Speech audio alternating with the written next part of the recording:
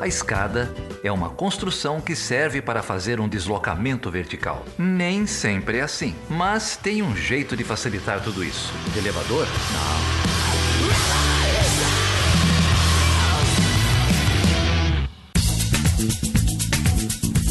Então, gente, estamos aqui hoje com dois pesquisadores do NEAP, o Núcleo de Estudos de Atores e Agendas de Política Externa, lá do IESP, da UERJ. Estamos aqui de novo com o Leandro Volperti dos Santos. O Leandro já veio bater um papo aqui com a gente sobre o Peru, uns 2 anos atrás, mais ou menos. É isso, Leandro? Isso mesmo, em 2020. Prazer ter você de volta.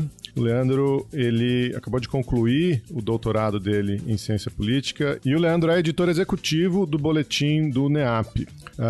Aqui com a gente também, colega lá do Leandro, o Eduardo Morrote. O Eduardo é editor adjunto do boletim do NEAP, está fazendo o mestrado dele lá no IESP da UERJ e os dois têm publicado sobre a guerra na Ucrânia, particularmente sobre a posição do Brasil e dos BRICS na guerra da Ucrânia, na relação aí com os atores envolvidos no conflito. O Eduardo publicou um artigo na primeira edição de 2022 do Boletim do NEAP, em abril desse ano, e o Leandro acabou de publicar um artigo na segunda edição do mesmo boletim, agora em agosto. O artigo do Eduardo sobre a posição do Brasil, o artigo do Leandro sobre a posição dos BRICS, e a gente recebe os dois aqui para falar sobre o conflito na Ucrânia e a posição desses países. Muito prazer em receber vocês, gente. Fiz uma longa introdução aí, mas é um prazer ter vocês aqui com a gente hoje. Olá, Geraldo.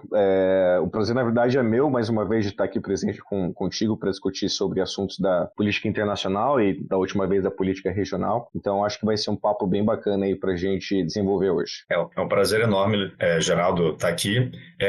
Para a gente apresentar o trabalho é sempre gratificante. E fica o convite também para o nosso boletim, né, que a gente está publicando já há alguns anos. São vários, são temas variados.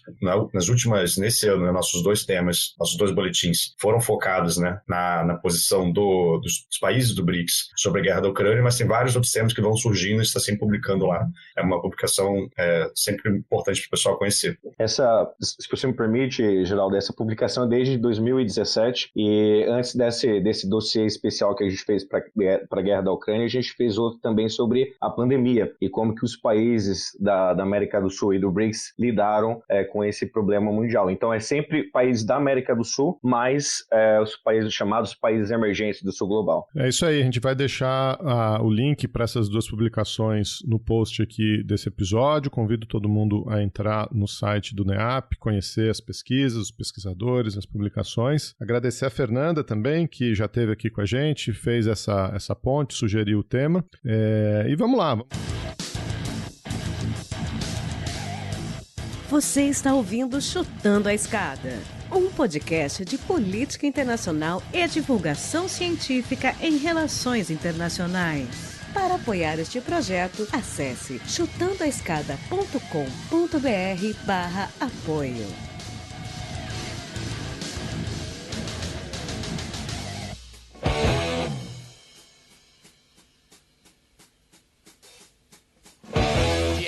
Gathered in their masses, just like witches at black masses, evil minds that plot destruction, sorcerer of death's construction, in the fields of bodies burning, as the war machine keeps turning, death and hatred to mankind, poisoning their brainwashed minds. Oh Lord, yeah.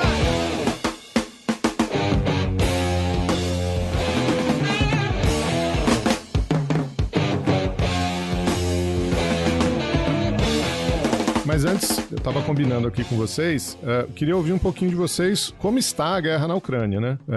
Já temos aí mais de um ano de conflito, no início um conflito que pegou todo mundo um pouco de surpresa, muita gente se surpreendeu, né, com esse conflito no seio da Europa em pleno século XXI, muitas críticas à posição da Rússia, muitas críticas à posição da OTAN, dependendo de que lado você via o conflito, reações de outros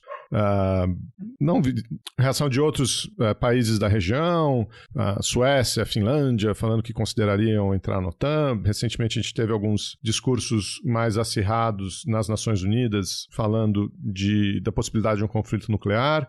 Então, queria ouvir de vocês um pouco, brevemente, como está a situação do conflito. O conflito está estabilizado? Temos aí uma contraofensiva? O que está acontecendo na região no momento?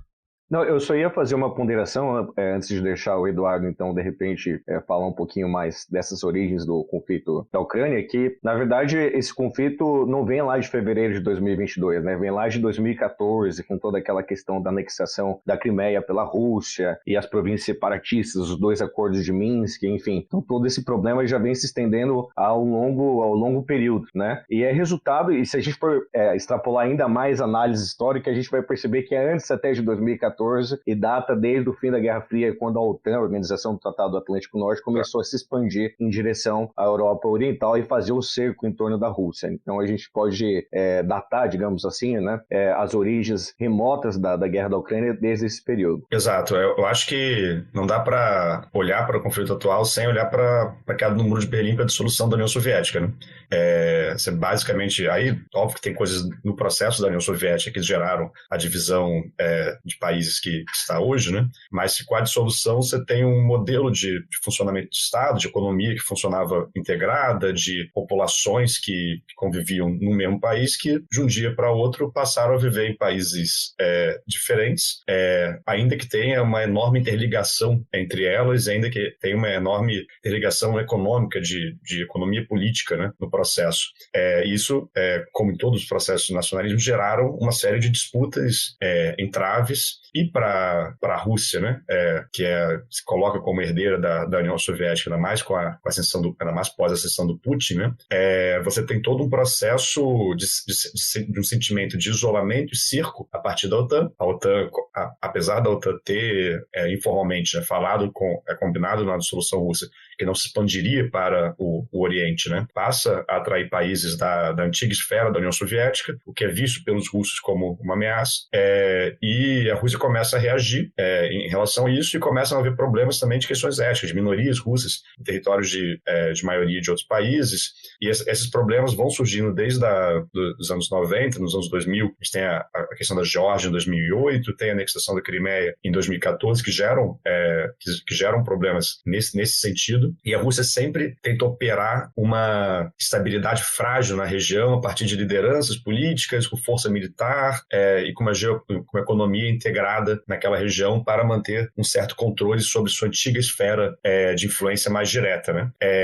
A partir de 2014, com a Crimeia, né, a Ucrânia, e com a Revolução, antes da Crimeia, inclusive, a Revolução de Maidan, né, o processo de começa a ter uma Ucrânia com uma posição pública mais anti-Rússia, né? Você começa a ter processos internos na Ucrânia que há de se argumentar de que se busca apagar uma memória russa em populações que falavam russo, etc., na região, que é visto na Rússia de forma muito negativa, e que a Rússia começa a agir de forma mais agressiva em relação à Ucrânia, que dá início à ocupação da Crimeia e que vai iniciar conflitos separatistas em Luhansk e Donetsk, que hoje desembocam, né, na guerra como a gente vê hoje, né? E aí eu acho que, para olhar para a guerra atual, né, a gente tem final de 2021, né, um início de um aumento de tropas na região ali da fronteira com a Ucrânia, tanto na Rússia quanto na Bielorrússia, para de exercícios militares.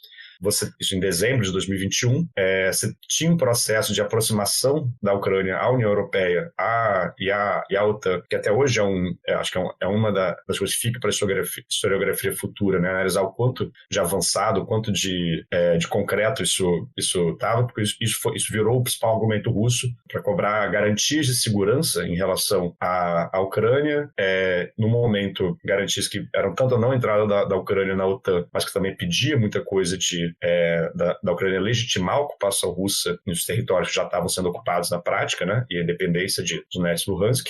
Os termos que a Ucrânia colocou, que a Rússia colocou, não eram aceitáveis por parte da Ucrânia, e, além disso, houve uma grande pressão do Ocidente para que não se aceite, né, e houve um grande apoio, sobretudo dos Estados Unidos, né, à posição ucraniana, que também é outro dilema, é outra questão que fica para a historiografia, analisar o quanto que a pressão americana por uma posição mais dura da Ucrânia não evitou negociações na época, mas o resultado disso a gente já sabe, porque a gente já viu o que aconteceu, né? Na prática, ao não ter as suas demandas minimamente asseguradas, a Rússia optou por uma invasão do território ucraniano, uma invasão de uma força muito maior numericamente, e ainda que estejam os equipamentos da Rússia tem algum grau de melhoria, mas em relação à Ucrânia de quantidade de equipamentos mais modernos, mais da prática, né? São forças que têm uma história em comum da Ucrânia, da Rússia e da União Soviética, né? Que são muitos equipamentos ainda muito antigos, e que no processo da invasão ficou nítido, né, que a Rússia não era capaz de fazer aquilo que ela, pelo menos inicialmente, estava intencionada de colocar, que era ou uma queda de regime ou alguma coisa que conseguisse forçar rapidamente a Ucrânia a ceder nos seus pontos. O que levou, na prática, a uma guerra prolongada, né? Então a gente já está aí há mais de 6 meses de guerra. A Rússia recuou dos territórios que havia invadido originalmente, sobretudo no norte da Ucrânia, mais em direção a Kiev, e hoje a guerra se concentra mais próximo das regiões do sul e sudeste da Ucrânia, né? Que são os territórios de Kherson, Luhansk, Donetsk e Kharkiv, que continuam ocupados por tropas russas e onde estão os principais combates atuais, né? Eu só gostaria de destacar também, se você me permite, Eduardo, os termos exigidos, né, pela Rússia durante aquelas primeiras semanas, aquelas primeiras negociações de repente, estabelecer um acordo de paz com a Ucrânia, né? E as exigências eram bastante, assim, severas, né? Então, além de exigir garantias de que a Ucrânia não iria aderir à OTAN, a Rússia também exigia que o russo fosse a segunda língua oficial ou permitida dentro da Ucrânia. Exigia que os partidos de inclinação à direita, que a Rússia chamava de nazistas, né, ou neonazistas, fossem abolidos. E de que líderes que apresentassem algum tipo de indisposição contra a Rússia não fossem mais, glorificados ou exaltados dentro da Ucrânia, né? Houvesse alguma espécie de censura a esses líderes políticos que historicamente se posicionaram contra a Rússia. Então, isso sem falar na própria independência, né, e reconhecimento da autonomia das províncias rebeldes, né, de Luhansk e Donetsk. Então, sim, eram termos que a gente poderia até considerar como quase uma capitulação da Ucrânia perante a Rússia. A Ucrânia, por sua vez, é muito curioso isso também, até chegou a sinalizar com a possibilidade de se declarar um Estado neutro, né, e de não aderir ao OTAN, contanto que tivesse algum tipo de garantia por parte das potências ocidentais de que essas potências iriam sair à defesa da Ucrânia caso houvesse alguma ameaça ou invasão a mais da Rússia, né?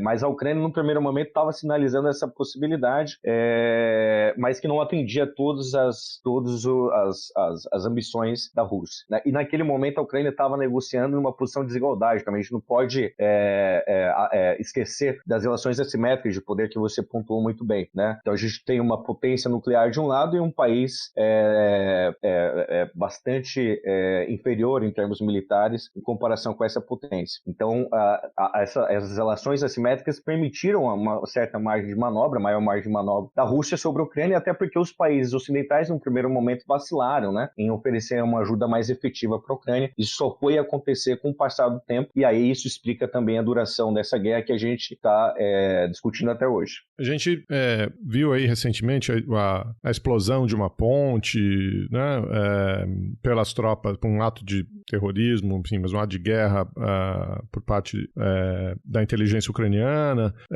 e inicialmente essa assimetria, né, que o Leandro mencionou, ela estava muito acentuada, né?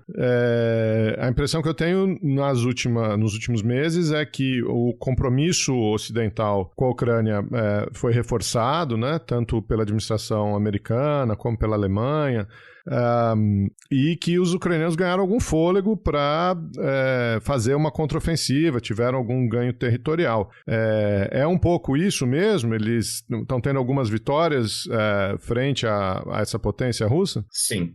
Eu acho que é interessante notar que há uma simetria entre a Rússia e a Ucrânia, mas a gente está acostumado a ver conflitos, geralmente, como foi o caso do Iraque em 2003, né?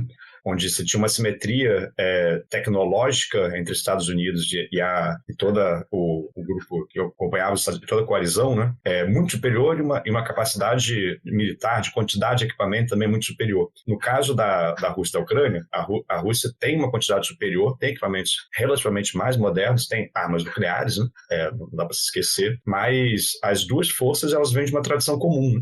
As duas forças são oriundas dos exércitos da União Soviética, então às vezes, quando você vai olhar para a questão de doutrina e de tática, etc., não são tão díspares assim, apesar de numericamente o exército ucraniano é muito menor do que o exército russo. Ao mesmo tempo, a Rússia ela não fez uma guerra total, né? Ela invadiu com uma força ela relativamente pequena, se melhor equipada que o exército da Ucrânia inicialmente. Quando começou o conflito, a Rússia teve muitas baixas, né? E a Rússia se sobreestendeu sobre o território ucraniano, tentando ocupar territórios maiores do que as suas pernas e sua logística conseguir.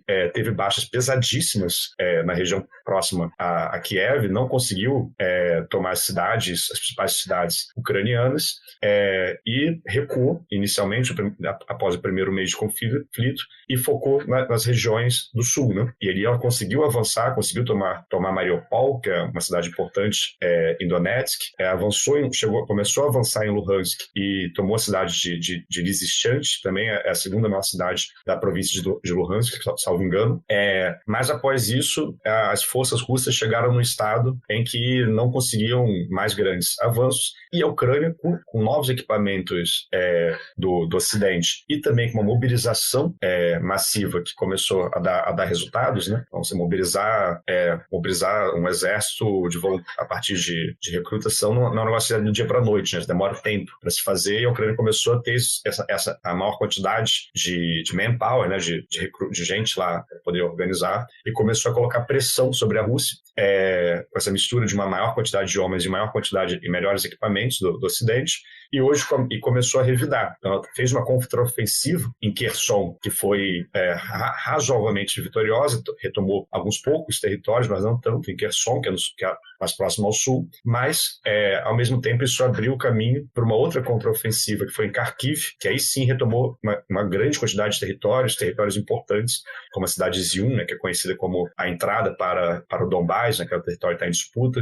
Então, a Ucrânia agora parece estar em uma posição de vantagem relativa em relação ao início do conflito. Ao mesmo tempo, a Rússia reagiu mobilizando reservas, em uma mobilização forçada de reservas, inclusive, né, que está gerando repercussões internas lá na Rússia de protestos e saída de jovens russos do país, e o que me parece aparenta é que ela busca estancar o fronte do jeito que está, esperar o inverno e reorganizar suas forças para possivelmente, inclusive, ou segurar o que já conquistou ou até abrir novas ofensivas no ano que vem. Mas isso aí já vai ser já vai ficar para outras análises. Eu acho que a gente pode, grosso modo, dividir a guerra da Ucrânia em dois momentos, né? Esse primeiro momento de avassalador ataque da Rússia em relação à Ucrânia, atacando em 3 frentes ao mesmo tempo, tanto pelo ar, tanto pelo mar quanto pela terra, ao norte da Ucrânia por Belarus, né, Bielorrússia, ao leste justamente nas regiões das províncias rebeldes e ao sul pela Crimeia, e aí a importância estratégica daquela ponte que foi construída lá em 2014, que recentemente foi bombardeada, né, que o Zarrão comentou. E aí, assim, foi um ataque impressionante, porque a gente via na televisão helicópteros nas proximidades da capital de Kiev. Parecia que a Rússia ia tomar o controle de Kiev em poucos dias, né? E aí o tempo começou a passar e a gente agora, nesses últimos meses, né, nesse último mês de setembro e julho, de repente, a gente começa a entrar no segundo momento em que há uma contraofensiva muito poderosa da Ucrânia, alimentada e sustentada pelo apoio massivo, tanto econômico quanto militar, proveniente do Ocidente, né, liderado pelos Estados Unidos, que criou um grupo de conversa só para lidar com essa ajuda do Ocidente para a Ucrânia, um grupo que se reúne periodicamente com todos os líderes dos países da Europa e mais dos Estados Unidos, do Ocidente de modo geral, sem mencionar, claro, a França, a Alemanha, que estava um pouco reticente, mas agora está o primeiro-ministro, né, depois de muita pressão, está começando a ajudar mais a Ucrânia. Então, fortalecida com todo esse apoio do Ocidente, a Ucrânia conseguiu, como o Eduardo bem pontuou, retomar muitas regiões que a Rússia havia se apoderado, né? E aí a Rússia começou a recuar, saiu totalmente dos territórios que havia ocupado no norte da Ucrânia e começou a focar justamente nas províncias rebeldes, né? Naquela porção leste e na porção sul também, que é estrategicamente importante no porto de Mariupol. Bom, a Rússia então começou a recuar, e aí a gente começou a ouvir falar nos noticiários de que a Rússia, as primeiras análises apontando de que a Rússia estava perdendo a guerra, né? Os analistas começaram realmente a citar essa palavra, a Rússia começou a perder a guerra. E, coincidentemente, momentos depois de perder bastante território para a Ucrânia, houve essa decisão que o Eduardo muito bem colocou, de mobilizar mais de 300 mil reservistas, né?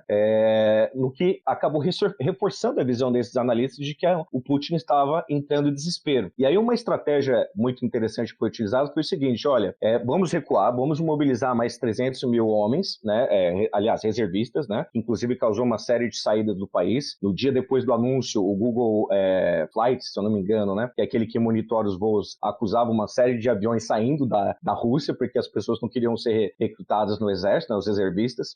E aí, então, além de ter essa mobilização, essa que o governo Putin chamou de mobilização parcial dos reservistas, a Rússia decidiu, convocou um referendo nessas províncias, eram duas províncias, né, separatistas, e outras duas regiões. As duas províncias Luhansk e Donetsk, e as duas regiões, deixa eu só pegar aqui, gente, que é um nome meio Zaporozhye difícil. Zaporozhye e Kherson, exatamente. Fez esses referendos, realizou esses referendos, e aí, dias depois, anexou essas regiões ao território russo. Alguns analistas apontaram que essa seria uma estratégia russa de dizer o seguinte: olha, já que o referendo popular deu legitimidade à anexação desses territórios pela Rússia, e agora esses territórios fazem parte do território russo, nós, de acordo com a nossa estratégia de guerra, podemos, em caso de proteção da nossa integridade territorial, da sobrevivência do Estado, eventualmente usar ogivas nucleares para defender essas regiões que agora fazem parte do nosso território. E foi justamente nesse contexto que o Putin voltou a falar na possibilidade do uso de ogivas nucleares. E isso acabou, como a gente sabe, né, provocando escalonamento ainda maior, né, de ambas as partes em relação à possibilidade de uso de ogivas nucleares. A Ucrânia, por sua vez, diante dessa ameaça russa e dessa iniciativa de se apoderar efetivamente dessas províncias, acabou anunciando: bom, já que assim, agora eu confirmo que eu vou participar, vou ingressar, vou lançar minha candidatura para entrar na OTAN, né? Então, quer dizer, o que a gente está observando realmente um escalonamento muito grande dessa guerra, né? E aí, só para terminar essa parte mais de atualidades, né? O que a gente tem nas últimas semanas não foi totalmente confirmado, né? Mas ao que tudo indica, a Ucrânia teria bombardeado essa ponte que liga a península da Crimeia à Rússia, que é uma ponte estratégica para a locomoção de tropas militares russas na região, né? E aí, em contrapartida, a Rússia começou a fazer uma série de bombardeios aéreos com drones, aviões, mísseis, drones inclusive vindo do Irã, né? Que eram drones kamikazes, e que atingiram inclusive a capital novamente da Ucrânia, né? De Kiev. Então, a Ucrânia ficou exasperada com aquilo e começou a pedir ainda mais ajuda do Ocidente na construção de uma proteção aérea, né? Contra esses mísseis e contra esses drones. E aí a França voltou a liberar ajuda, a Alemanha também ajudou. A França, inclusive, está recebendo soldados da Ucrânia para treinar território, né, nessas operações especiais. Então é esse o contexto que a gente tem, uma escalada no conflito e ao mesmo tempo uma escalada também no cerco diplomático, né? Eu queria destacar isso. E eu acho que essa discussão diplomática da guerra também vai ao encontro desses dois momentos que eu apontei. Num primeiro momento, assim que eclodiu a guerra, começaram a acontecer uma série de discussões em diversas organizações multilaterais. Claro, a ONU, né, e os seus diferentes órgãos, Conselho de Segurança das Nações Unidas, Conselho de Direitos Humanos e a própria Assembleia Geral, e além de outros organismos até mesmo regionais. Então tentou-se discutir isso na OEA, enfim, em outras instâncias. Mas essa discussão foi até abril, Zahan. O artigo que eu publiquei mostra exatamente isso. Então teve discussões lá em fevereiro, março, abril.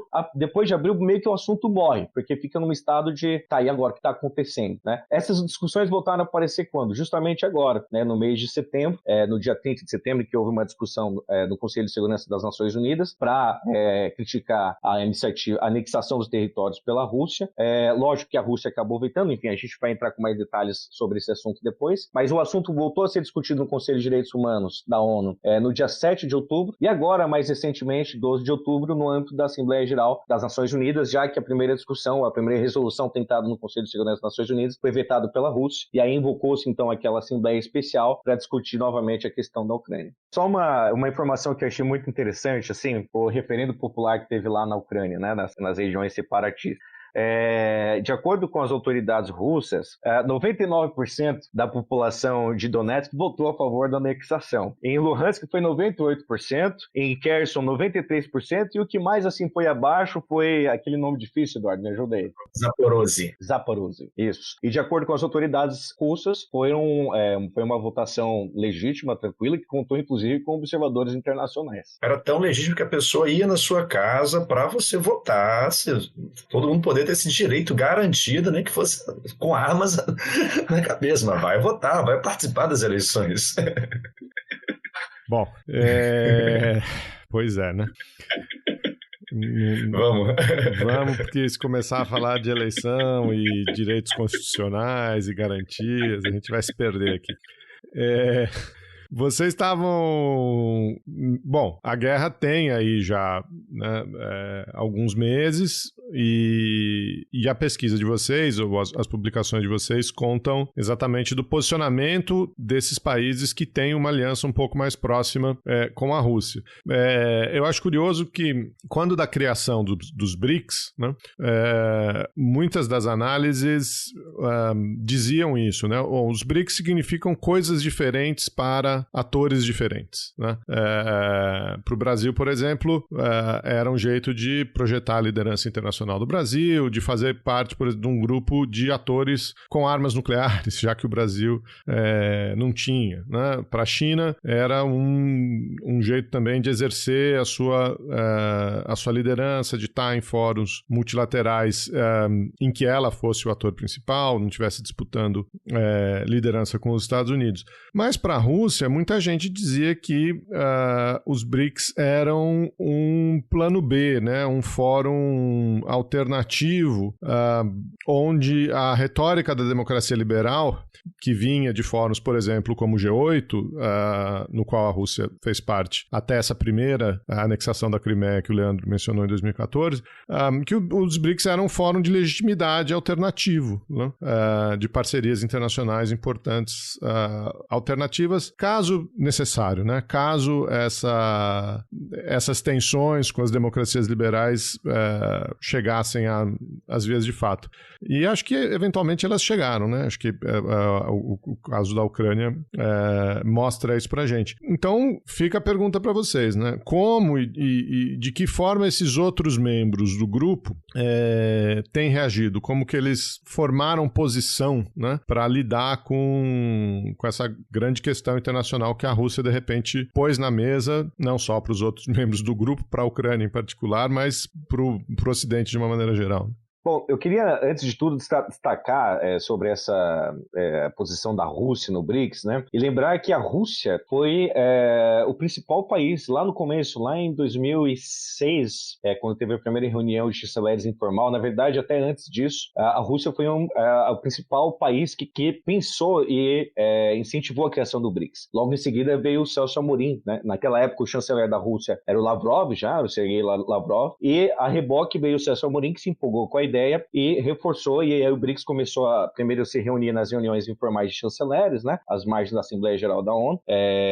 Na verdade, não sei se foi às margens da Assembleia Geral da ONU, acho que a primeira reunião formal foi às margens da Assembleia Geral da ONU. As duas antes informais, em 2006 e 2007, não sei se aconteceram às margens da Assembleia Geral da ONU, mas aconteceram na Embaixada Brasileira, agora também não sei exatamente o país, mas se eu não me engano era lá na representação brasileira nos Estados Unidos. Enfim, então houve em 2006 e 2007, houve essas duas reuniões informais de chanceleres para daí acordarem fazer a primeira reunião formal de chanceleres em 2008, que foi, digamos assim, um dos primeiros momentos do surgimento do BRICS até ser consolidado em 2009 com a primeira reunião de cúpula. E aí, de novo, né, sempre o destaque a Rússia e o Brasil como os grandes simpatizantes da ideia. Não à toa a primeira reunião de cúpula ter acontecido em Ekaterimburgo, na Rússia, né? E a segunda em 2010, primeira em 2009, a segunda em 2010 em Brasília, no Brasil.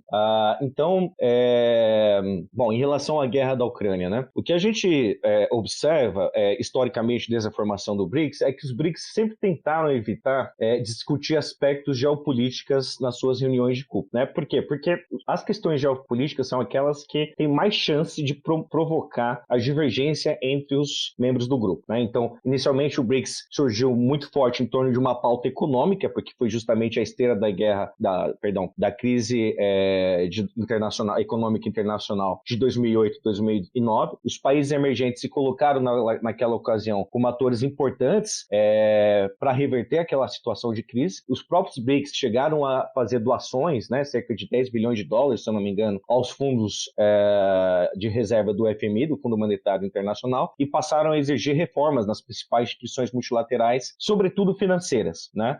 Com destaque para o FMI, Banco Mundial. Muito embora, lá desde o começo também, os BRICS já enfatizavam a necessidade de reforma da ONU, né?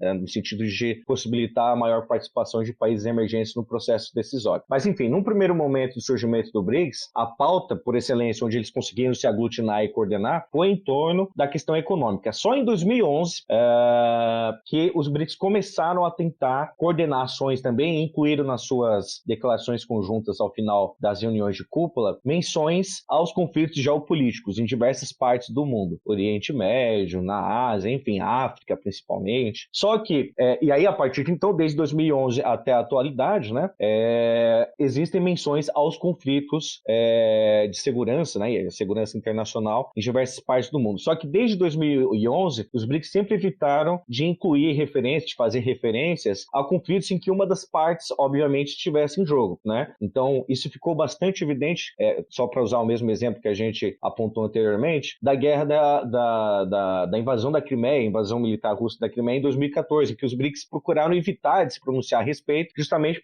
devido aos interesses diretamente envolvidos da Rússia, né? Então, e aí no meu artigo eu tento mostrar isso também. Tanto na reunião de chanceleres, quanto na reunião de cúpula que aconteceu naquele ano, 2014, de toda a declaração conjunta, só um parágrafo foi direcionado para a guerra para a invasão militar russa da Ucrânia, e é um parágrafo bem genérico, assim, olha, incentivamos a negociação pacífica, o diálogo político e diplomático para a resolução desse conflito. Mas nenhum posicionamento mais assertivo em relação a isso, né? Porque isso, obviamente, poderia gerar algum atrito e prejudicar a coesão interna do grupo. Em 2019, pulando um pouquinho no tempo, pensando no Brasil, em que o Brasil teve uma série de escaramuças diplomáticas com a Venezuela, foi o mesmo padrão. O BRICS evitou de falar da questão da Venezuela para evitar rusgas com o Brasil. Então, historicamente, o que a gente observa é justamente essa tendência do BRICS em não falar muito e não se posicionar muito publicamente perante esses conflitos geopolíticos internacionais, sobretudo aqueles que envolvem os países membros, e focar mais na pauta onde eles conseguem enxergar, divisar maior potencial de cooperação, especialmente no âmbito da economia e agora, mais recentemente, no âmbito da pandemia, né? Sem falar, claro, na questão como é que é, gente? Os 15 objetivos do milênio, não é objetivos do milênio, né? Objetivos de Desenvolvimento Sustentável. Isso, exatamente. Isso, que é a nova agenda que substitui aquela agenda anterior. Então, eles têm procurado focar nessas questões, né, do que falar sobre questões geopolíticas. E aí, então, eu passo para o Eduardo aprofundar a posição do Brasil e depois, ou se o Geraldo preferir, eu apresento qual é a posição atualmente dos BRICS em relação à guerra da Ucrânia. Perfeito. Eu acho que é interessante a gente olhar para a posição do Brasil dentro do BRICS BRICS enquanto país, como um todo, porque esse é o país que a gente está vivenciando, e como você bem falou de 2019 na Venezuela, né, a gente tem um fator no Brasil fundamental na política externa atual, que é o presidente Bolsonaro. Né? E aí, quando a gente vai olhar para a forma como o Brasil tratou o conflito entre a Rússia e a Ucrânia, é muito interessante porque o Bolsonaro fez uma visita à Rússia praticamente há dias, né, semanas do início do conflito, de eclodir a guerra. Eu acho que isso é bastante interessante. E aí, no artigo que a gente produziu, inclusive, a gente usa um método comparativo para olhar outro presidente, nosso vizinho aqui, que foi lá, que foi visitar também o Putin, que foi o Alberto Fernandes, presidente da Argentina. E a gente compara isso para ver quais motivos que levaram os dois a estarem visitando o Putin tão perto da eclosão do conflito, e qual foi a posição tanto do Brasil quanto da Argentina posterior, para ver o que teve de diferente entre elas, apesar dessas semelhanças. Eu acho que isso ajuda muito a olhar, a ver, entender a posição brasileira de forma mais correta, e ao mesmo tempo é interessante porque a Argentina, apesar de não ser um membro do BRICS, é um país que tem muita coisa em comum com o BRICS. Né?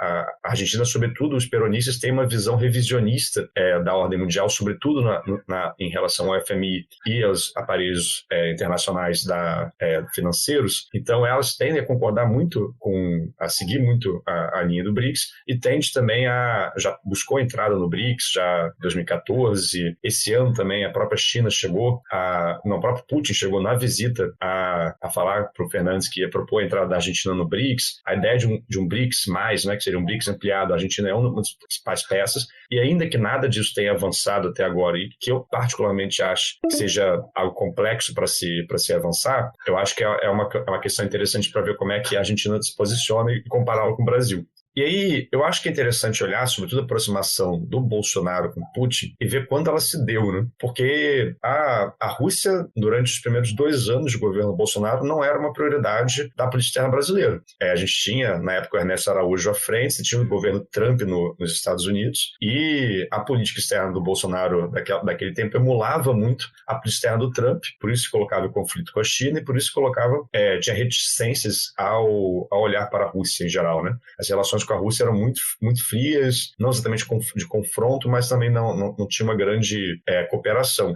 E é interessante que assim que você tem a queda do Trump, o Bolsonaro ele começa a ficar isolado internacionalmente e começa a ficar mais nítida uma posição de pária internacional do Brasil e, obviamente, do presidente Bolsonaro na conjuntura mundial. E é muito interessante que logo depois que o Biden começa a governar nos Estados Unidos, você tem uma reunião do BRICS, se eu não me engano, e o Putin faz, assim, tem coisa de um mês que o Biden já estava governando, e o Putin faz um aceno direto ao Bolsonaro na reunião era por videoconferência, né? Ele acena especificamente a masculinidade do Bolsonaro, já sabendo, né, que aquilo seria o ponto que seduziria, né, a personalidade do presidente, e a partir dali você tem um começo de reatação da relação do Brasil com a Rússia, num perfil ainda numa lógica muito personalista, de certa forma, né? Então você tem a chegada, né, do ministro Carlos França ao Itamaraty, e ele coloca como agenda do Itamaraty a retomada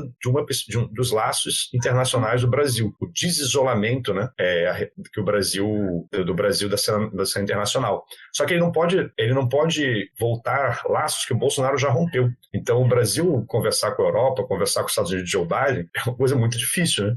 Então ele vai procurar setores que as pautas ultraconservadoras, antiambientalistas, antidemocráticas de Bolsonaro não vão gerar problemas. Então ele faz tantos países, Hungria, né, da extrema-direita, mais países governados por uma direita não diretamente associada, né, a essa nova extrema-direita ascendente, mas que para quem essas pautas não são um problema. E o Putin cai perfeito com isso, né?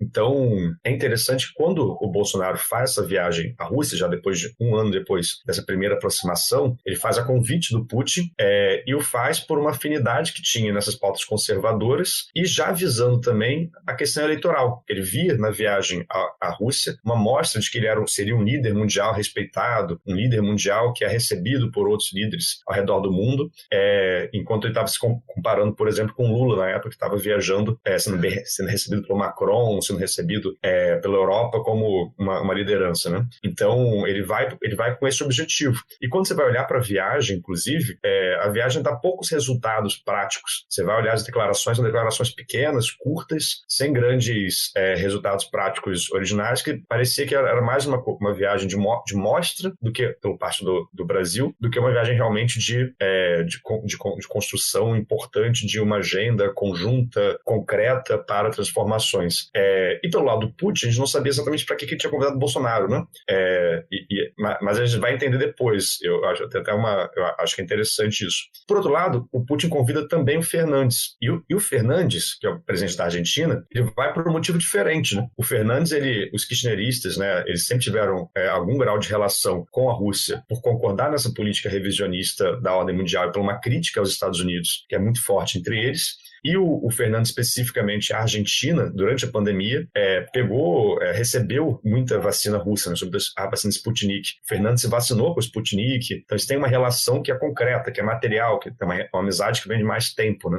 E por isso que o Fernandes aceita e topa aí. E é muito interessante quando a gente vai olhar que os dois são chamados em dezembro, que foi o convite, o público convite da Rússia a essa visita, e em dezembro que começaram também as movimentações militares na fronteira, né? Então, é óbvio que acho que essa é uma coisa que no futuro há de é um bom debate se fazer, mas tem muitos indícios de que uma coisa estava relacionada à outra, né? Que a pressa em convocar e chamar, e foi a Rússia que fez os convites, estava ligado a, óbvio que não é uma questão de receber o apoio do Brasil e da Argentina à invasão russa, é uma questão de mostrar que nós dialogamos com gente da periferia do Ocidente, de certa forma, né? Nós estamos dialogando com gente da América Latina também, nós não estamos isolados, de mostrar que não está isolado internacionalmente.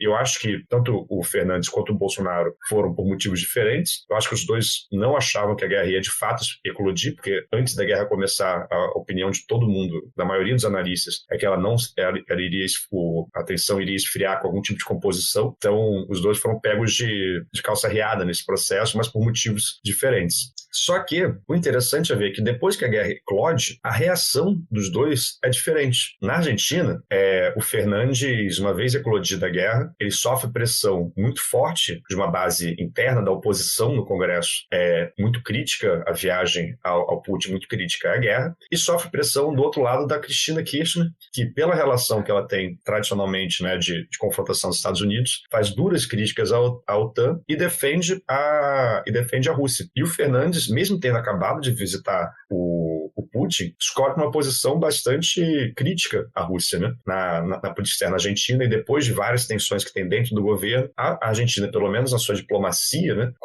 vota muito mais com o Ocidente do que o Brasil faz. Então, quando você vai olhar para os votos da Argentina, são muito mais críticos à Rússia, e muitas vezes até o próprio voto, né, diverge do Brasil. Quando o Brasil se abstém, a Argentina vota favorável à resolução proposta pela Ucrânia pelo Ocidente, enquanto o Brasil, a posição do Bolsonaro, por ter viajado ao Putin, e pela dinâmica eleitoral e pela própria dinâmica, talvez até psicológica do Bolsonaro, ele vende a viagem à Rússia como uma grande vitória da diplomacia.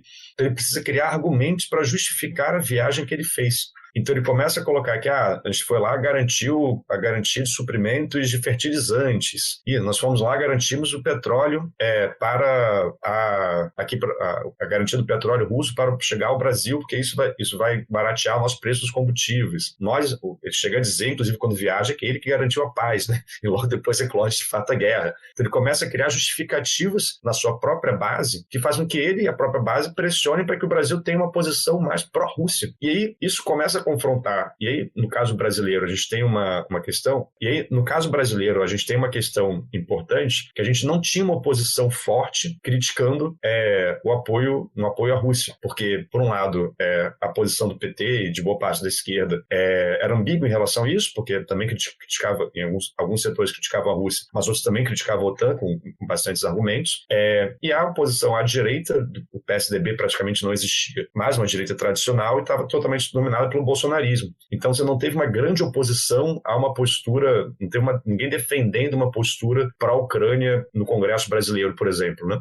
Você podia ter questionamentos sobre um apoio total à Rússia, mas não tinha gente pressionando para ter um apoio à Ucrânia. Isso deu uma maior margem de manobra para o presidente, que queria que o Brasil apoiasse ainda, mantivesse o apoio à Rússia. Nas primeiras declarações que ele deu, ele criticou a Ucrânia, criticou o Zelensky, chamou o Zelensky de palhaço. Então, acho que isso é interessante para ver como é que se encaminhou. E aí, isso começou a bater com a tradição diplomática brasileira, né? E aí, a gente tem que ver como isso começou a criar... o Itamaraty teve que se resolver para ver como é que faria isso. E aí, eu acho que é interessante como o Bolsonaro tinha uma posição mais pró-Rússia por motivos políticos, da viagem dele, da noção que ele passava para a militância antes de eclodir o conflito. E o Itamaraty teve a difícil tarefa de adequar isso à política externa brasileira, né?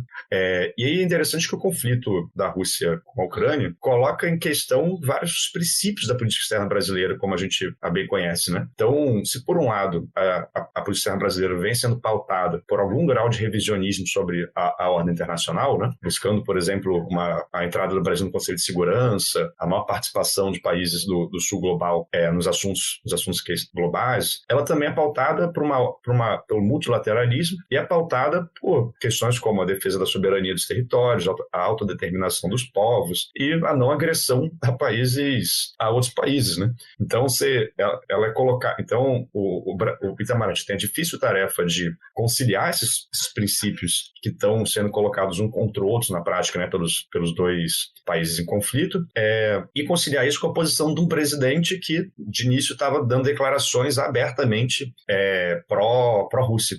Então, eu acho que o Itamaraty começa a fazer um processo que é tanto de dar uma enquadrada nas falas do Bolsonaro. O Bolsonaro começa a parar de falar tanto sobre o conflito, né? E quando fala de forma mais moderada, falando de uma neutralidade, etc. E o Itamaraty, ele começa a tomar posições que são posições neutras, mas não isentas, né? Então ele fala que o objetivo do Brasil no processo é o diálogo, é a resolução pacífica do conflito. Então ele coloca que a guerra por si não vai resolver o conflito. E nisso eu concordo bastante que não tem solução militar para essa guerra, pelo menos a médio prazo. E tudo deve ser feito para se garantir o diálogo entre as partes e a resolução negociada do conflito, né? Isso passa. Só que, ao fazer isso, essa posição é uma posição que, para a Rússia, também é muito tranquila. A Rússia chega a elogiar as posições brasileiras em alguns momentos, e é muito complicado, porque, ao mesmo tempo, ele é pressionado pelos países do Ocidente para votar nas resoluções. Em algumas resoluções chega a votar com o Ocidente, não se abstém. Mas quando o faz, né, geralmente a argumentação do Itamaraty é porque a resolução está defendendo princípios que são muito básicos para a política externa brasileira. Se você olhar, por exemplo, a não agressão, né, o não controle de territórios, etc. A integridade territorial, né, Eduardo? A integridade territorial. Na justificativa do voto brasileiro. Exato. É algo que, como é que o Brasil vai votar contra isso, né? Então eles têm feito um trabalho de se abster em algumas votações mais problemáticas, né, do ponto de vista do que isso significa para a ordem e de crítica à Rússia. Então, por exemplo, o Brasil não aceitou a votação que tirava a Rússia do Conselho de Direitos Humanos da ONU, mas em outras votações ele vem votado a favor, ainda que sempre apresentando reservas, né? Sempre que o Brasil vota a favor, ele coloca, nós estamos votando a favor porque nós achamos que é melhor ter uma resolução do que não ter uma resolução sobre o conflito da ONU, mas achamos que a resolução tem um tom muito, muito negativo em relação à Rússia e ela não está contribuindo para a real resolução do conflito negociado entre as partes. Mas os países do Ocidente estão tendo uma postura muito agressiva, querendo enquadrar excessivamente a Rússia, e com isso não vai resolver o conflito, só vai manter e continuar o conflito e escalá-lo, e a posição brasileira não concorda com isso, mas vota com a resolução porque acha que é melhor do que não ter nada, né? Tipo assim, e de fato o que estava acontecendo nesse caso era muito absurdo. Então o Brasil tomou algumas decisões nesse sentido. Tem até o quadro de posições brasileiras que a gente votou, depois a gente pode passar melhor sobre isso, mas acho que vai comparar melhor com o quadro do Leandro depois, mas essa tem sido a postura do Brasil em geral, né? Então acho que é interessante gente ver como é que isso se relaciona com a posição dos outros membros do BRICS, né? Como é que essa posição brasileira está conectada com o resto dos países do BRICS. Só queria fazer uma complementação muito rápida, Zahan, sobre o posicionamento do Brasil. O Eduardo está corretíssimo em falar que a maioria das vezes o Brasil votou junto com o Ocidente, em algumas exceções acabou se abstendo, né? Mas nesses votos favoráveis, em toda a justificativa que o Brasil faz, ele faz uma série de ponderações, como o Eduardo colocou muito bem, e alguma dessas ponderações até em forma de crítica em relação ao Ocidente, dizendo que as iniciativas tomadas pelo Ocidente, especialmente no que diz respeito à aplicação de sanções econômicas, ao envio de armamentos, na verdade acabam piorando o conflito e acabam atingindo os países mais vulneráveis, que são os países em desenvolvimento, né? Então acaba gerando uma crise econômica, né? Seja em termos de segurança energética, em termos de segurança de alimentos, né? O Eduardo colocou muito bem a nossa dependência de fertilizantes russos como um problema que acaba reverberando, né? Um spillover desse conflito na Ucrânia em relação aos países em desenvolvimento. Here that build the big guns, here that build the death planes, here that build all the bombs, here that hide behind walls, here that hide behind discs. I just don't want you to know I can see through your masks. You that never done nothing but build to destroy.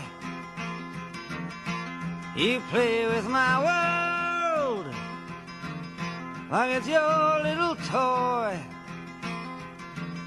You put a gun in my hand and you hide from my eyes. Antes da gente passar para os BRICS, eu queria fazer uma pergunta, Eduardo, e, enfim, talvez essa pergunta se repita nos outros casos, para os outros países, mas o Brasil, em particular, Brasil, Índia, África do Sul, eles têm uma posição, a gente estava falando aqui do significado diferente dos BRICS para os diferentes membros, né? Eles têm uma posição intermediária entre, vamos dizer, a Rússia e a China, de um lado, como visões de mundo multipolares alternativas, e o Ocidente do outro, né? O Brasil não é um membro completo, integrante, 100% do Ocidente, tem feito caminhos nessa direção, né? Principalmente nos últimos anos, com a entrada na OCDE, o pedido de entrar na OCDE, o acordo Mercosul-União Europeia. Mas o Brasil tem essa relação ambígua, né? Enfim, o Brasil é meio esquizofrênico ultimamente, né? Tem essa relação ambígua, mas também, enfim, cortou relações com Noruega, com França, enfim. Mas a pergunta que eu ia te fazer é que numa situação normal, fora dessa esquizofrenia, essa aliança, ou essa proximidade, essa posição um pouco mais pró-Rússia, geraria repercussões, né? E geraria pressões do lado ocidental nas relações do Brasil com os Estados Unidos e do Brasil com a Europa de maneira mais ampla. Isso aconteceu? O Brasil tem sido alvo de pressões? A chancelaria tem sofrido pressões? Ou a coisa já estava tão degringolada que esse fator é menor nos últimos meses? Olha, eu acho que assim, pressões, o Ocidente, os Estados Unidos e a União Europeia vem fazendo de forma diplomática. Agora, o que isso afeta objetivamente, de forma concreta, o Brasil, ainda é muito pequeno, né? Então, na prática, o que a gente tem talvez seja a questão da OCDE e o acordo Mercosul-União Europeia, mas a questão da OCDE está andando, mesmo com ameaças de diplomatas europeus, né, de que não daria se o Brasil continuasse defendendo uma postura que tem em relação à Rússia. E o acordo da União Europeia está parado, mas não por causa dessa questão, né? Está parado desde daquela crise das queimadas e as tensões que se desencadearam, né?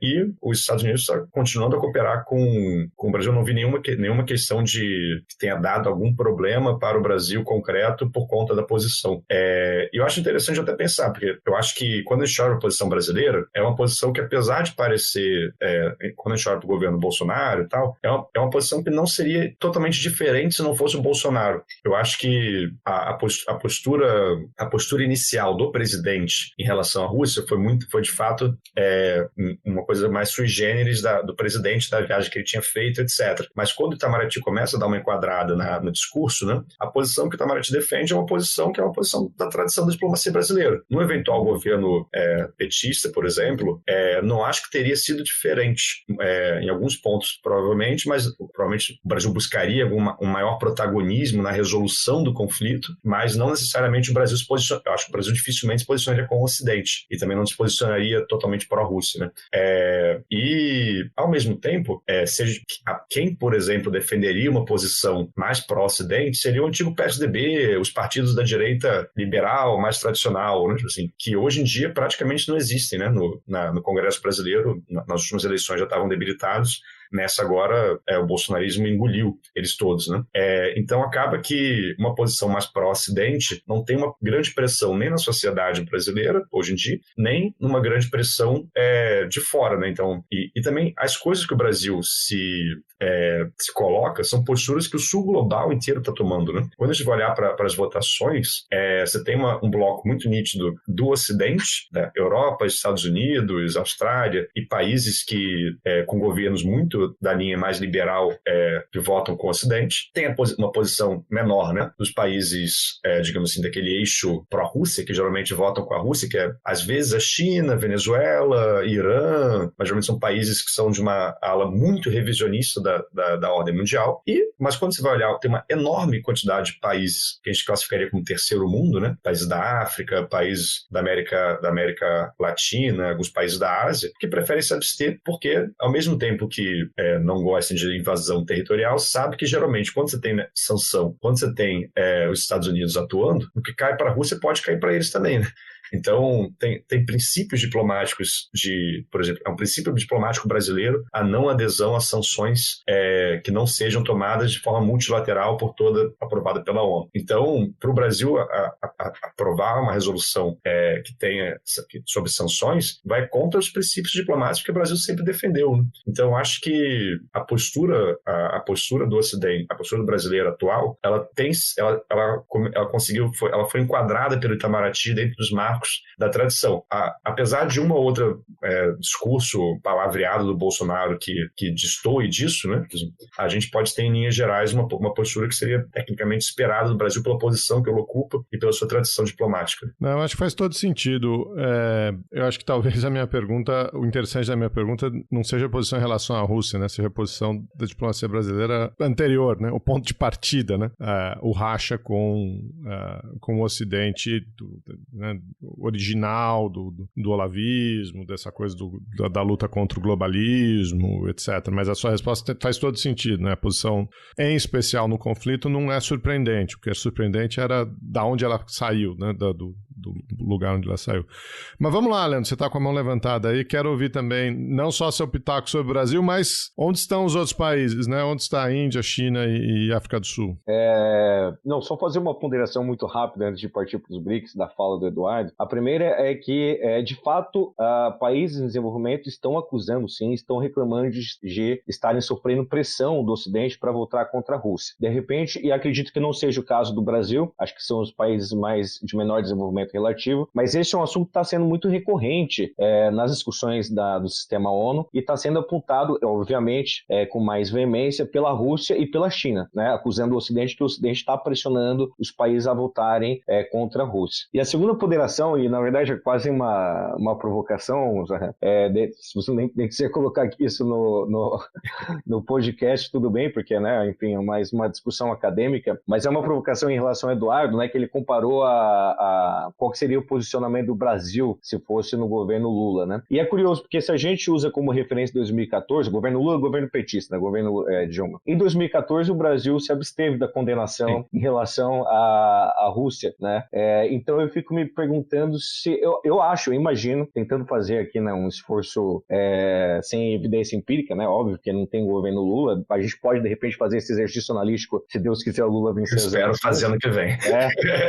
Qual que vai ser o posicionamento do do Brasil, se vai ter alguma mudança ou não, mas eu imagino que o Brasil, no governo Lula, o governo Dilma, teria uma posição mais neutra ainda do que o governo Bolsonaro. E aí eu queria destacar uma segunda questão, que é justamente o que o Zahran puxou em relação à ambiguidade. Acho que antes de ser um posicionamento pró-Rússia, o posicionamento do Brasil está sendo mais marcado pela ambiguidade. De todas as discussões que tiveram no âmbito do sistema ONU, o Brasil votou 5 vezes sim com o Ocidente e só 3 abstenções. E agora, na última votação que teve, que foi na Assembleia Geral da ONU, o Brasil voltou a votar sim junto com o Ocidente. Então, em termos de votos, o Brasil está se posicionando muito mais ao lado do Ocidente do que a Rússia. Onde é que está a neutralidade que o Bolsonaro tanto advoga e que o Putin reconhece e elogia? Está na justificativa dos votos. Então, o Brasil se posiciona do lado do Ocidente, votando com o Ocidente, mas na justificativa de votos faz uma série de críticas a algumas iniciativas tomadas pelo Ocidente e bem alinhado a tudo isso que o Eduardo pontuou em relação à tradição diplomática brasileira. Então, eu só queria fazer essa provocação em relação à iniciativa,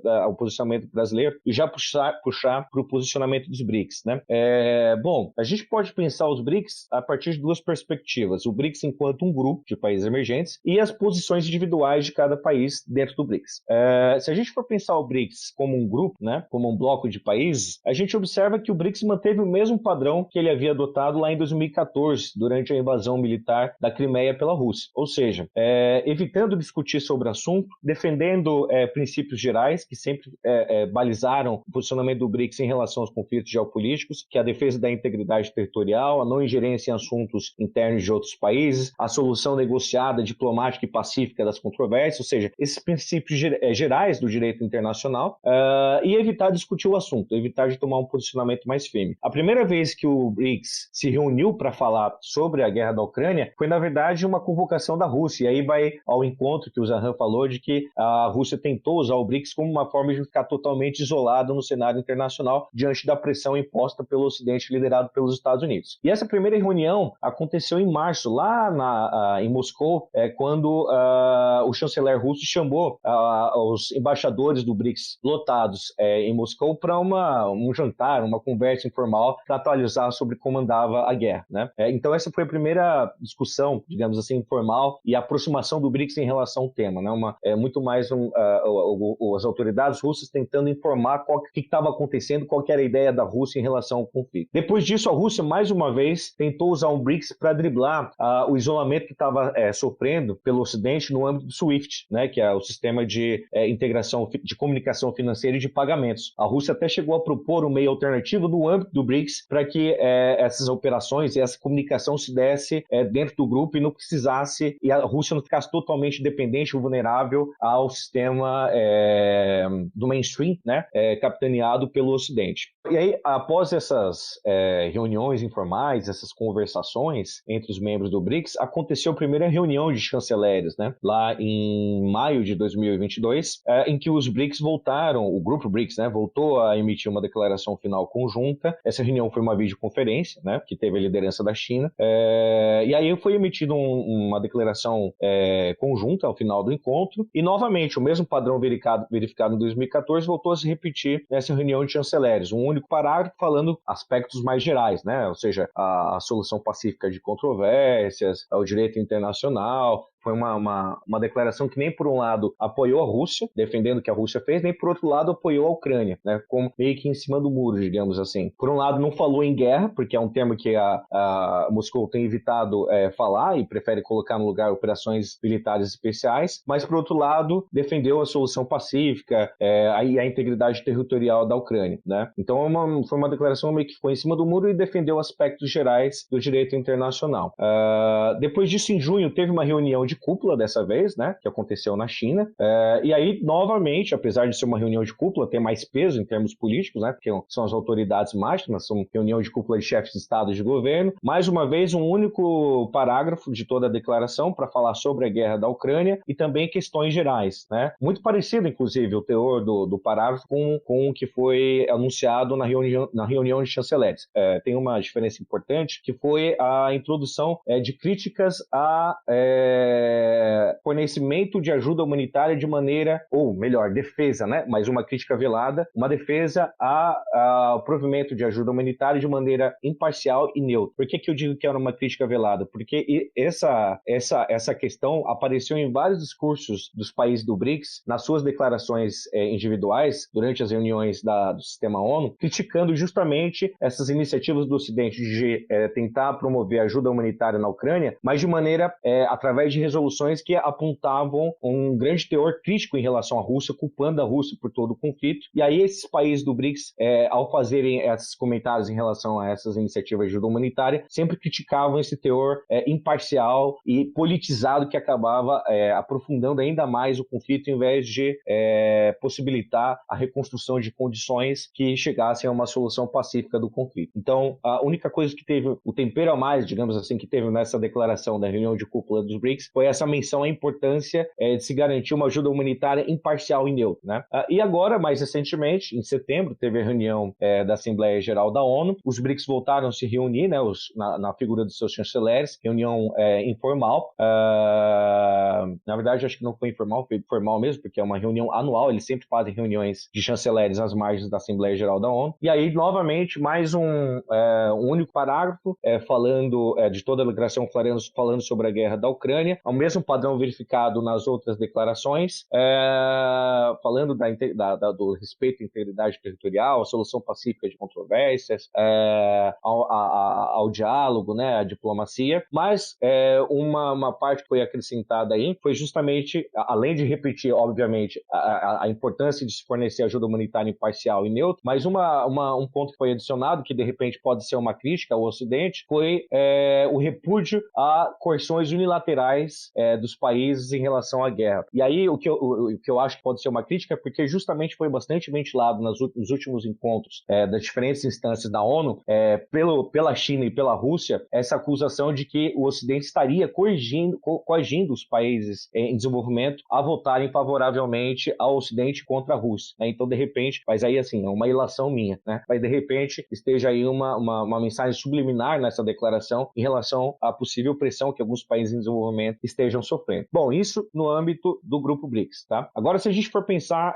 no posicionamento nacional de cada país, assim, aí relacionado a isso, né? Uma outra questão também que essas declarações conjuntas do BRICS aponta é de que eles reforçam, nessa declaração, há um reforço e entendimento do posicionamento individual de cada país. Ou seja, é como que eles dissessem assim, olha, a gente respeita e tem como entendido de que o posicionamento desses países do que formam o BRICS em relação à guerra da Ucrânia vai ser feito muito mais no âmbito nacional, individual, do que propriamente no âmbito do BRICS. E aí isso liga com o posicionamento individual de cada país no BRICS, né? Que é essa segunda perspectiva de análise. Bom, quando a gente analisa esse posicionamento de cada país do BRICS, a gente observa que, de modo geral, eles estão mais alinhados do que divergentes entre si. Mas existem nuances muito importantes, diferenças muito importantes entre esses países, né? Então, se a gente for pensar no contínuo, né, no espectro entre, de um lado, de um extremo, o Ocidente, do outro extremo, a Rússia, a gente vai ter os diferentes países do BRICS nesse meio aí. Uns mais pendendo para a Rússia e outros mais pendendo para o Ocidente. Como a gente estava discutindo aqui sobre o posicionamento do Brasil, de todos os BRICS, o Brasil certamente é aquele que está mais perto do Ocidente, que foi o país que mais votou junto com o Ocidente. Ele só se aproxima da Rússia, como a gente comentou, nas justificativas. E aí as justificativas são muito semelhantes, os argumentos apresentados nas justificativas dos votos são muito semelhantes aos argumentos utilizados pelos outros países. Bom, do outro lado, mais próximo da Rússia, obviamente está a China. A China, assim, tem adotado um discurso muito altivo, né, e muito severo em relação ao Ocidente, criticando as sanções econômicas, criticando o hegemonismo, né, as iniciativas hegemônicas dos países ocidentais, em especial os Estados Unidos, embora não mencione claramente os Estados Unidos, nem faça referência sempre aos Estados Unidos, é mais o Ocidente, de modo geral. A crítica ao spillover, né, aos desdobramentos da crise para os países em desenvolvimento. A China se coloca muito como uma liderança dos países em desenvolvimento, né, tanto em termos de segurança energética quanto de alimentar, de fertilizantes, enfim. E a China também vem criticando muito o que eles sempre, praticamente todas as justificativas, pronunciamentos das autoridades chinesas, aparece uma crítica à mentalidade da Guerra Fria, né, de que o Ocidente estaria criando uma nova Guerra Fria, Fria, alguns analistas até chamaram, né, Guerra Fria 2.0 para se referir a esse conflito, mas que o Ocidente estaria insuflando uma nova Guerra Fria ao obrigar os países em desenvolvimento a se posicionarem em um dos dois lados, né, formando blocos, né, divisionismos. E a China diz que isso não é interessante para o país em desenvolvimento e que a prioridade da agenda internacional não deve ser o conflito, mas o desenvolvimento econômico nacional, que é uma pauta, se a gente for ver historicamente, sempre defendida pelo terceiro mundo, né, desde da conferência de Bandung lá durante a Guerra Fria, dos países não alinhados, né, dos países independentes. Bom, então a China está mais próxima da Rússia do que qualquer outro país dentro do BRICS. E nesse meio termo aí, encontra-se a Índia e a África do Sul. A África do Sul mais próxima da Rússia,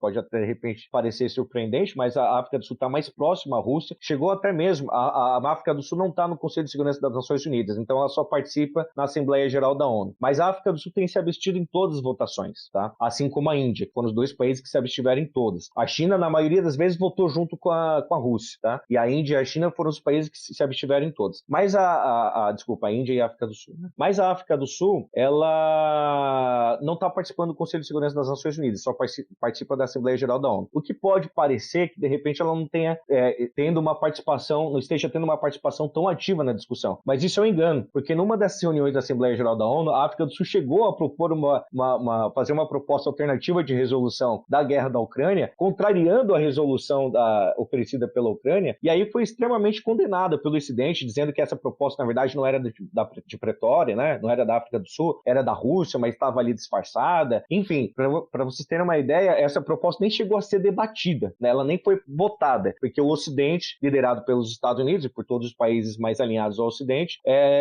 votaram para que ela sequer fosse discutida, né? Então, assim, apesar de tudo, né, apesar da África do Sul não estar no Conselho de Segurança, ela está apresentando um ativismo bastante interessante nessa discussão. E afastado da Rússia, mais próximo do Brasil, está a Índia, que se absteve em todas as resoluções também, em todas as discussões do sistema ONU, e que tem evitado de falar o Ocidente, de usar termos assim um pouco mais agressivos em relação ao Ocidente, mas tem defendido todos esses argumentos que a África do Sul e a China também apontaram, como os desdobramentos para os países em desenvolvimento, o problema da segurança energética, da segurança alimentar, fertilizantes, que os países em desenvolvimento não podem ser colocados, não podem ser jogados à força nesse conflito, que não é um conflito que atende aos interesses dos países em desenvolvimento, e tem se queixado também, tanto a Índia quanto a África do Sul, do processo de negociação das resoluções, se queixando de que, e agora o Brasil também nessa última votação que teve na Assembleia Geral também reforçou essa crítica, de que os países em desenvolvimento não estão sendo consultados a tempo de conseguirem formular uma posição mais embasada no momento de se discutir e de se negociar uma resolução em relação à guerra da Rússia. Então, assim, fazendo um panorama geral, é esse o quadro que a gente tem. Brasil mais próximo do Ocidente, votando mais com o Ocidente do que contra a Rússia, embora nas justificativas se alinhe aos demais países do BRICS. A China mais próxima da Rússia, votando muito parecido com a Rússia. Foram raras ocasiões em que a China não endossou o posicionamento da Rússia. Isso também se observa nas justificativas. E nesse meio termo, a África do Sul e a Índia, né, que se abstiveram em todas as votações e apresentaram nas suas justificativas críticas às medidas tomadas pelo Ocidente para resolver o conflito. Só uma parte, eu acho que era interessante essa votação da Índia e da África do Sul, e também talvez olhar por os motivos, né, dessa posição. Quando a gente olha para a África do Sul especificamente, o ANC, né, o Congresso Nacional Africano, ele apresenta vínculos de afinidade mesmo com a Rússia desde o tempo da União Soviética e da luta contra o Apartheid, né? Então, é bom lembrar, assim, os Estados Unidos apoiou o Apartheid e a Rússia chegou a auxiliar, na época, a União Soviética, o ANC, e pelo menos as lideranças do ANC atual usam isso como argumento para a defesa que fazem do processo. Então, é bastante interessante essa vinculação. A gente teve até alguma coisa do OPSA que trabalha sobre isso, que é um tema que é interessante de se olhar como esses vínculos antigos, né, eles apresentam profundidades que mudam posições de países mesmo depois de muito tempo depois. E, óbvio, também a África do Sul é uma representação também do que é esse sul global, né? Então, essa questão das sanções, para ela, pega muito pesado e ela tenta buscar uma liderança nesse sentido. No caso da Índia, eu acho que a Índia sempre teve uma aliança de equipamento com a Rússia, né? Então, a Índia tem muito equipamento militar russo. E então isso acaba pesando, porque tem vários acordos de equipamento militar, e também tem a questão que a Índia aproveitou-se do processo para comprar o petróleo russo, né? Então, enquanto a Rússia foi embargada pelo Ocidente, a Índia, que tem uma demanda enorme de petróleo, e isso afeta diretamente o preço da energia, afeta a popularidade do governo, afeta se a pessoa lá na ponta vai ter ou não, né, para conseguir pagar a conta de luz. A Índia foi lá e comprou a preço muito mais barato o petróleo russo para as termoelétricas indianas. No caso brasileiro, eu ia colocar que a gente aproveitou relativamente pouco a questão econômica, no sentido de o Bolsonaro ele fala de benefícios econômicos na questão dos fertilizantes, né? E fala que chegou agora o primeiro navio de diesel russo, não lembro exatamente o que era que ele falou no debate, ou em alguma propaganda dele, não lembro direito. Mas na prática a gente a gente compra petróleo a preço muito marcado. E o caso dos fertilizantes é um argumento econômico que o governo coloca, que é uma demanda dos ruralistas, mas eu sempre gosto de pontuar que assim, a Rússia é responsável por cerca de, acho que era 20% dos fertilizantes específicos que o Brasil mais tinha essa necessidade. O Canadá são 80%. E óbvio que assim, é uma concorrência entre o agronegócio brasileiro e o agronegócio americano, né? Para quem tem fertilizante mais barato, porque aí vai ver quem consegue uma maior margem de lucro, consegue vender mais no mercado internacional, mas na prática, por exemplo, uma melhor relação com o Canadá, por exemplo, poderia ajudar muito mais do que necessariamente a posição do Bolsonaro, né? Então, tipo assim, eu acho que muitas vezes o Bolsonaro ele usa esse argumento dos fertilizantes mais como tentando apresentar algo que na concretude faz menos diferença do que aparenta ser, né? Tipo assim, então acho que é sempre bom a gente ter um cuidado com esse argumento, que é uma questão importante, mas não pode ser usada para definir a posição do país sobre um conflito de tal tamanho, né? Eu só queria fazer uma complementação também, para depois me acusarem de desonestidade intelectual, em relação aos países do BRICS, né, nos seus posicionamentos individuais, todos eles, isso é importante, tá? Todos eles defendem a integridade territorial da Ucrânia, tá? Mas nenhum deles fala exatamente de guerra promovida pela Rússia, que é uma forma de não se antepor à Rússia, né, confrontar a Rússia. Outra coisa que eu queria ressaltar também é o posicionamento da Índia, né? A Índia é impressionante a habilidade que ela tem em circular com diferentes polos de poder, né? Se por um lado ela está no BRICS e adota uma posição de neutralidade em relação à guerra da Ucrânia, por outro lado ela faz parte do Quad, né? Que é Estados Unidos, Nova Zelândia e Japão, que já discutiu também sobre a guerra da Ucrânia, né? Os Estados Unidos têm tentado puxar a Índia para o seu lado através do Quad. Então, assim, é impressionante essa capacidade da Índia de conseguir relativamente se dar bem com diferentes atores ao mesmo tempo. É curioso, né? Você defender a integridade territorial de um país que foi invadido e aí negar que ele foi invadido, né? Ou relativizar que ele foi invadido, né? Pois é. E aí, assim, o argumento, a justificativa utilizada por esses países que defendem a integridade territorial, mas na hora de votar se abstém, é de que a resolução que foi proposta pelo Ocidente, ela tem elementos que não contribuem para a solução pacífica do conflito, que acabam, na verdade, só aprofundando. Então, por causa disso, devido à natureza da resolução, esses países não podem dar o apoio a essa resolução e acabam se abstendo, né? Eu queria colocar algumas coisinhas ainda. Vamos lá. Não, é porque eu acho que a gente tem um exercício que é olhar para o futuro, né? E olhar para o que poderia estar sendo feito diferente, e até olhando para as eleições brasileiras atuais e o que pode ser o ano que vem nesse conflito que provavelmente vai continuar não só pelo ano que vem, como outros anos, né? Eu acho que é interessante nisso tudo, né? A gente olhar para a situação atual, né? A gente tem uma situação de um front onde uma vitória total de qualquer um dos dois lados é praticamente impossível. Você olha para um lado, você tem a reorganização das forças russas no inverno e a retomada de possíveis ataques ou consolidações no ano que vem, mas tanto do lado da Ucrânia, depois de ter passado o que passou, depois de ser invadida, depois de a popularidade das eleições sobe, você tem todo um processo de formação de uma identidade nacional ucraniana que agora está cada vez mais marcada pela confronto com a Rússia, né? Então você faz uma identidade mais cindida com a Rússia. É muito difícil para a população ucraniana aceitar uma solução que perca seus territórios já ocupados e que perca seu grau de autonomia. Ao mesmo lado, uma derrota russa e uma retirada russa pode ter consequências para Moscou que geram efeitos para o mundo inteiro, né? Tanto uma série de conflitos que pode desencadear lá dentro, quanto em toda a teia de relações que a Rússia tem em sua volta, que se Moscou cai, se Putin cai, se tem uma derrota, começa a desencadear uma série de outros conflitos pelo redor inteiro. Então, está numa situação de um conflito que está aumentando, um conflito que não tem uma resolução, uma resolução que eu digo assim, possível que vá sair melhor do que começou, né, para o mundo, e não especificamente para um país ou outro, e tem um trabalho que é de buscar soluções para esse conflito de forma que ele não escale ainda mais e não traga mais prejuízo para as populações que estão vivendo lá e para o mundo como um todo, né? Num ambiente do ano que vem, que é de uma possível recessão mundial, né? E aí eu paro para falar um pouco do Brasil. Assim, eu acho que o Brasil ele tem, um eventual, a depender do que o Brasil for no ano que vem, né? O Brasil ele tem sido marcado na sua política externa, pelo menos nos últimos 4 anos, por uma política externa, primeiro, de um negacionismo e depois de uma busca de meramente tirar esse isolamento, né? Então, você tinha uma política externa ideológica nos primeiros 2 anos de governo Bolsonaro, com uma linha do olavismo ali presente, o antiglobalismo, essa lógica toda, e uma aliança com o Trump muito forte. E nos últimos 2 anos, já com o França, tem uma política externa que busca resgatar a tradição diplomática do Itamaraty, busca retirar o Brasil de um isolamento, mas que é justamente enquanto a política externa dos governos do Lula era marcada pela altivez e pela atividade, né? É uma política externa ao contrário disso, né? É uma política externa low profile, uma política externa que busca muito mais evitar polêmicas e busca ser muito menos ativa de resolução de questões. E eu acho que assim, a gente tem que sempre olhar de como o Brasil olha esse momento que a gente está passando, de um conflito, que é o conflito da Rússia com a Ucrânia, mas que também é de uma nova ordem geopolítica mundial.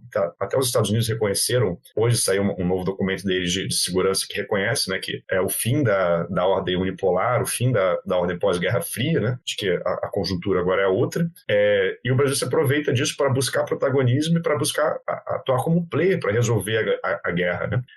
Porque, assim, não seria de se espantar, hoje a Turquia e a Índia têm buscado algum grau de protagonismo ao ajudar na resolução do conflito, a colocar as partes para conversar, ao mediar a resolução, e não seria de espantar o Brasil se prestar esse papel, porque se o Brasil pretende ser uma posição mundial de maior protagonismo, uma posição mundial de estar no Conselho de Segurança, por exemplo, uma posição mundial de ser uma potência emergente, ele precisa e pode explorar esses momentos para crescer e para se colocar para o mundo. Eu estava até brincando que o nome do podcast é Chutando a Escada, né? Mas tem uma frase do Mindinho, né? No Game of Thrones que é muito boa, que o caos é uma escada, né?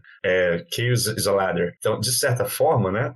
Essas tensões que o mundo está passando agora são momentos de tensão e são momentos de reorganização da ordem geopolítica mundial. E o Brasil não pode ficar parado. O Brasil, da forma como está hoje, está perdendo esse momento, não está nem ajudando a resolver o conflito, muito menos atingindo protagonismo para se colocar como um player no mundo. Então, acho que o desafio nosso para esse momento, né, a depender do que for o ano que vem, de quem estiver no poder no ano que vem, buscar um maior protagonismo no Brasil para esse conflito, para buscar resolver melhor essas soluções e pegar a tradição da diplomacia brasileira, tudo que a gente tem de construção, e colocar isso a serviço de uma real resolução de conflito, de uma real melhor posição do Brasil no mundo.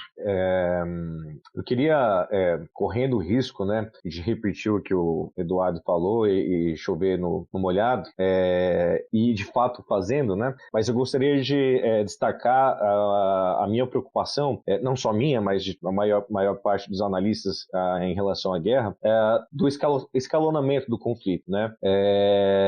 Por um lado, a gente observa cada vez mais referências ao uso de ogivas nucleares, e agora mais precisamente da ogiva nuclear tática, né, que tem um impacto mais reduzido, que não causa tanto estrago assim, ainda é radioatividade, mas o raio de ação é menor. E por outro lado, uma resposta do Ocidente, né, da União Europeia e dos Estados Unidos, dizendo que não vai tolerar qualquer uso de ogiva nuclear e que se a Rússia fizer isso, não vão responder com ogivas nucleares, mas vão responder com um poder de força que vai aniquilar com as forças militares da Rússia. Só que, mesmo não respondendo com ogiva nuclear, quem me garante que a Rússia vai aceitar calmamente ter suas forças militares destruídas, não vai responder com ataque de ogiva nuclear, dessa vez não tático, né? Então, esse escalonamento me preocupa muito, e mais do que do ponto de vista internacional, me preocupa a posição do Putin, porque o Putin está cada vez mais numa situação sensível, tanto no fronte externo quanto no fronte doméstico. No fronte externo, porque ele aparentemente realmente está perdendo a guerra, está cada vez mais tentando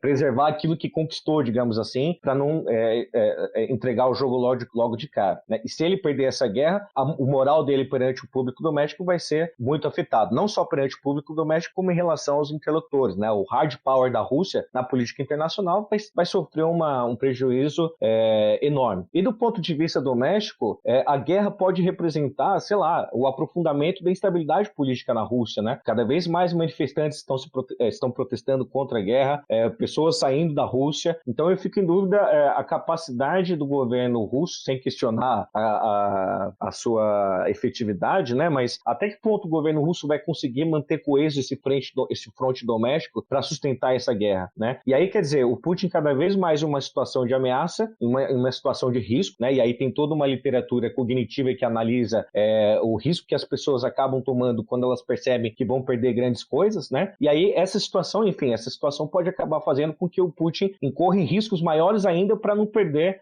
tanto no fronte externo quanto no fronte doméstico, quando a gente pensa na sobrevivência do governo dele. E aí esses riscos podem ser usar realmente a ogiva nuclear. Então esse cenário que às vezes até lembra um pouco a Segunda Guerra Mundial, Belarus, agora saiu uma notícia recentemente, antes de ontem, dizendo que a Moscou estaria tentando articular com a Bielorrússia o uso do exército bielorrusso para entrar na guerra, né? E aí estão tentando costurar uma justificativa para poder enquadrar essa participação direta da Bielorrússia. Então, quer dizer, se isso de fato acontecer, vai ser pior ainda, porque são países de fora do conflito entrando na guerra. E, de novo, isso lembra muito a Segunda Guerra Mundial, né? Quando um país declara outro, a Sérvia declarou guerra à Bósnia, e aí a Rússia veio em socorro, a Alemanha veio atrás. Então, quer dizer, é um cenário preocupante. Tomara que isso de fato não aconteça e a gente consiga, de repente, exercer algum papel, seja individualmente, seja através do BRICS, para colocar panos quentes nesse conflito. E aí, do ponto de vista do BRICS, o questionamento que eu faço tem como o BRICS ter uma participação mais efetiva nesse conflito? De que forma o BRICS poderia ajudar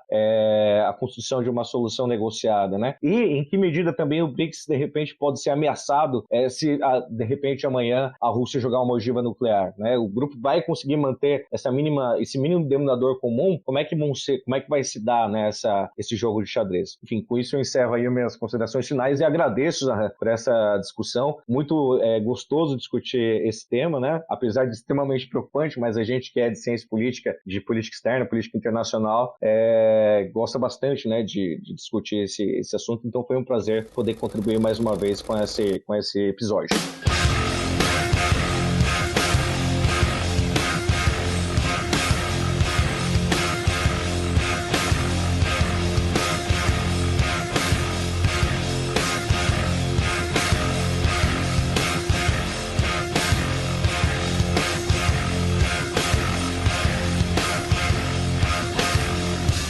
Eu que agradeço. Curioso a contribuição do Leandro, um pouco preocupado, né, com o futuro, e a contribuição do Eduardo um pouco otimista com a capacidade brasileira de reconquistar protagonismo na política internacional.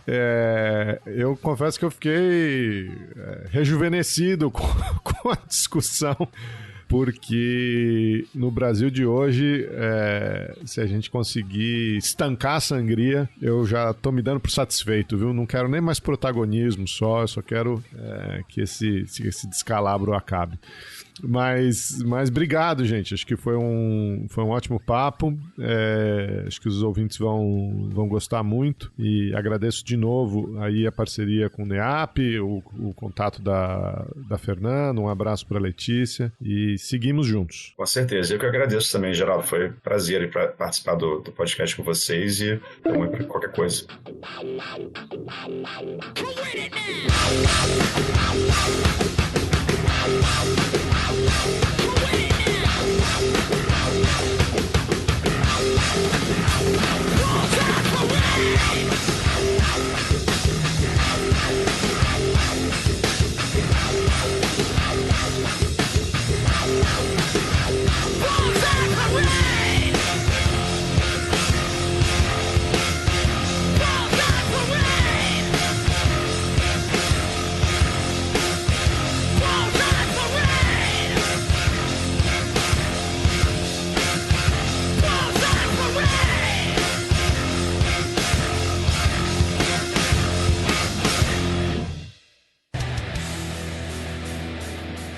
Você acabou de ouvir mais um episódio do Chutando a Escada. Para apoiar, acesse chutandoaescada.com.br/apoio.